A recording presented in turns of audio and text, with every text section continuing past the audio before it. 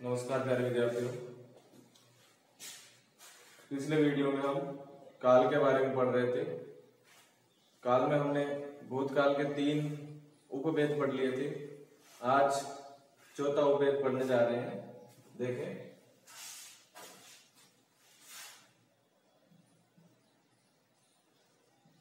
अपूर्ण भूतकाल। अपूर्ण भूतकाल, अपूर्ण का मतलब लगातार होता है। अंग्रेजी में आप कंटिन्यू बोलते हो। तो देखें, जब कोई कार्य भूतकाल में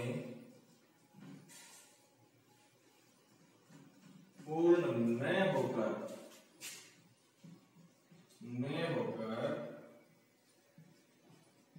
अनवरत चलते रहने का बोध हो, चलते रहने का बोध हो, उसे अपूर्ण भूतकाल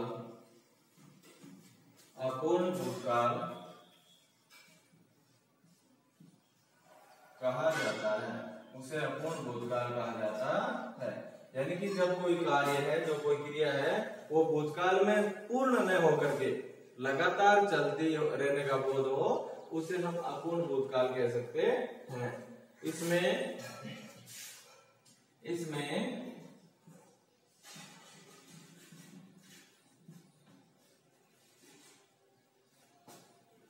सामान्य भूतकाल की क्रिया के पीछे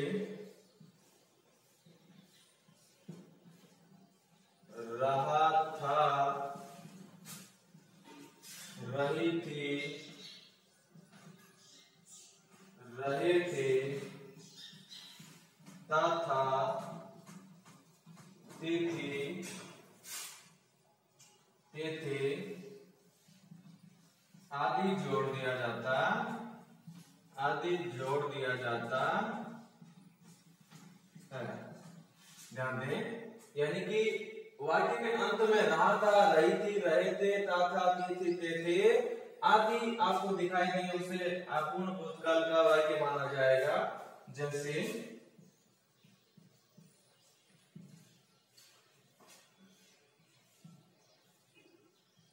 राकेश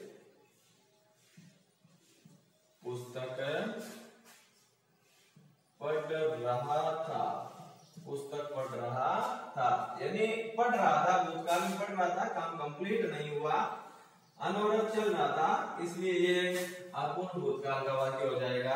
उसी प्रकार छत पर कौवा बैठा था। छत पर कौवा बैठा था। बैठ रहा था नहीं बनता है, इसका बैठा था बनता है। 1 मिनट, बैठा था बनेगा, यानी कि वो उस टाइम कंटिन्यू काम चल रहा है। इसी प्रकार एक वाक्य और बना सकते हैं अपन।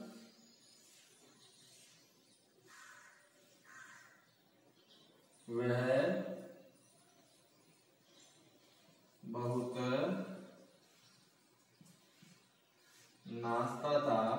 बहुत नाचता था, यानी ये भी कार्य है, वो अनवरत है। नाचता था, ये तो नहीं है कि वो कंप्लीट हो गया। तो इस प्रकार के जो वाक्य हैं, इनको हम अपूर्ण भूतकाल में गिनेंगे। इसके बाद में अगला भेद है 5वां भेद,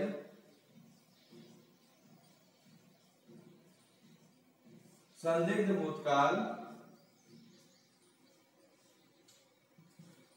संदिग्ध भूतकाल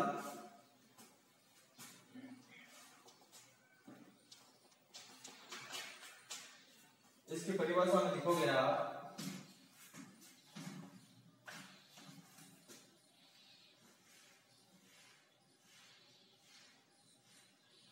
जिस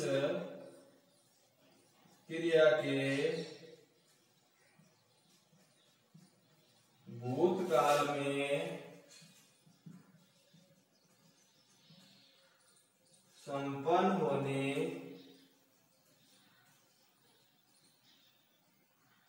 में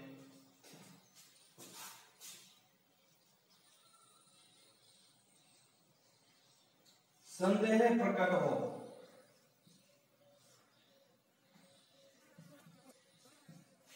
यानी कि भूतकाल में काम होगा या नहीं होगा इस बात में संदेह हो, उसे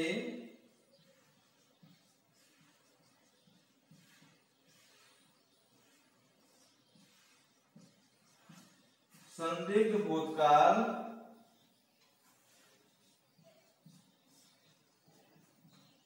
कहा जाता है।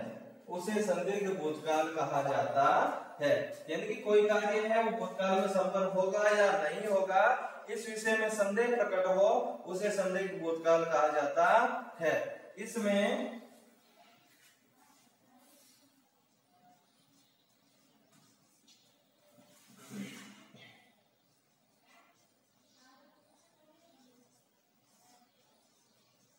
सामान्य भूतकाल की क्रिया के साथ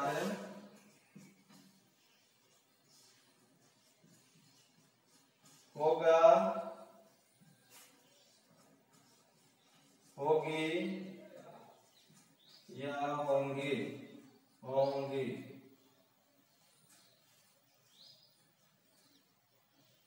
आदि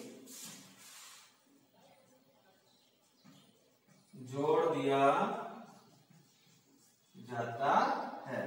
यानी कि सामान्य भूतकाल की क्रिया के पीछे होगा, होगी, होंगे आदि जोड़ दिया जाता है, वो वाक्य संदिग्ध भूतकाल का बन जाता है। उदाहरण से समझने की कोशिश करते हैं।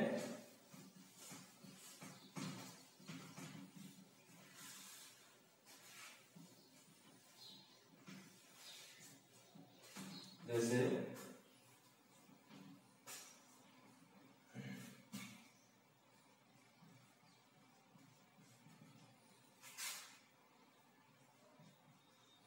राम जयपुर गया होगा, यानी कि गया होगा ये संदिग्ध है, काम हुआ या नहीं हुआ कंफर्म नहीं कह सकते, इसलिए यहाँ पे संदिग्ध भूतकाल होगा। आगे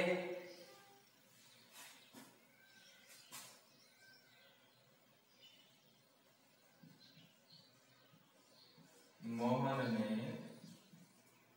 पाठ पढ़ा होगा, मोहन ने पाठ पढ़ा होगा, इस प्रकार का वाक्य है।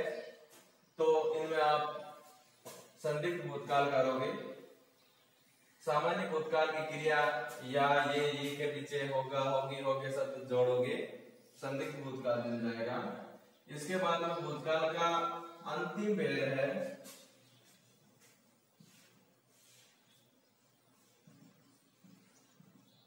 हेतु हेतुमद भूतकाल, हेतु हेतुमद भूतकाल।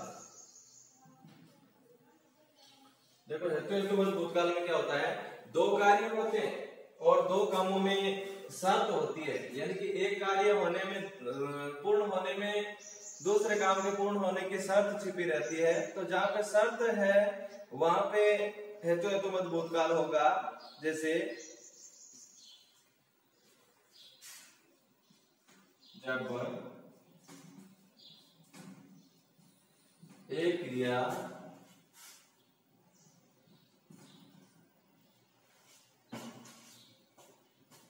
दूसरी क्रिया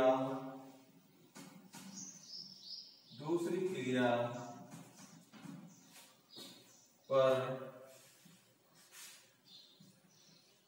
आश्रित हो, वहां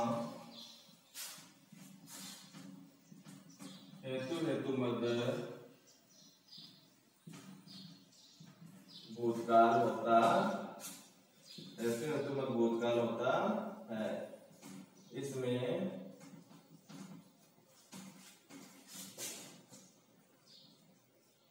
एक कार्य के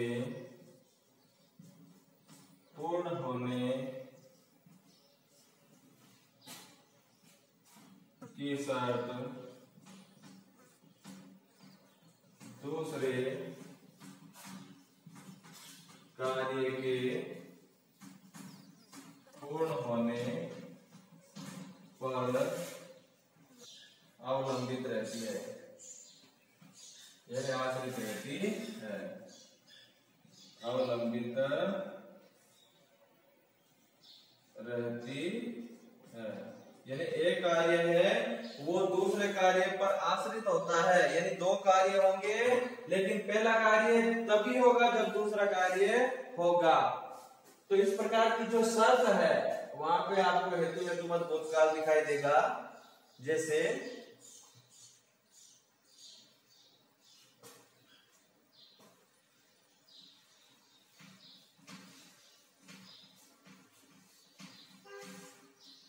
उदाहरण है,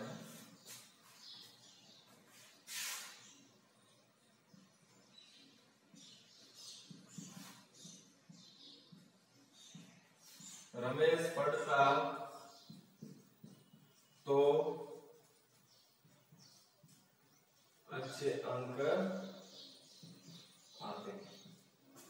अच्छे अंक कब आते? जब रमेश पढ़ता। यानी एक क्रिया है दूसरे क्रिया पे अवलंबित है, आश्रित है। उसी प्रकार एक वाक्य जैसे यदि युद्ध होता तो गोलियां चलती। यदि युद्ध होता तो गोलियां चलती। गोलियां चलना किस पर अवलंबित है? युद्ध होने पर। इस प्रकार एक कार्य और यानी कि दो कार्यों के बीच में एक शर्त लगी रहती है, एक काम दूसरे काम पर आश्रित रहता है, उसे हेतु हेतुमत भूतकाल कहा जाता है। आज के वीडियो में इतना ही। कल आगे वाले काल है वो कंप्लीट करेंगे। धन्यवाद।